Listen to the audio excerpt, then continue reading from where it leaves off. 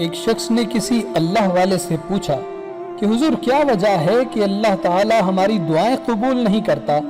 آپ نے ارشاد فرمایا کہ بیٹا اس کی 7 بڑی وجوہات ہیں۔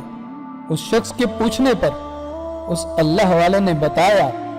کہ سب سے بڑی وجہ یہ ہے کہ تم خدا کو جانتے ہو اور مانتے بھی ہو مگر اس کی اطاعت نہیں کرتے، اللہ تعالیٰ کی نعمت کھاتے ہو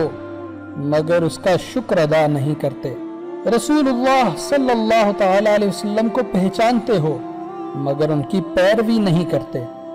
قرآن پاک پڑھتے ہو اور سنتے بھی ہو مگر عمل نہیں کرتے، جانتے ہو کہ دوزخ گناہگاروں کے لیے ہے مگر اس کے باوجود گناہوں سے نہیں بچتے، شیطان کو اپنا دشمن سمجھتے ہو مگر اس سے بھاگنا تو درکنار بلکہ اس سے دوستی کرتے پھرتے ہو، اپنی برائیوں کو ترک نہیں کرتے مگر دوسروں کی عیب جوئی کرتے رہتے ہو۔ کسی اللہ والے سے پوچھا گیا کہ متوکل کون ہے؟ تو آپ نے ارشاد فرمایا کہ متوکل وہ ہے کہ جو بھوک کے باوجود ہاتھ نہ پھیلائے، متوکل وہ ہے کہ جو بیمار ہونے کے باوجود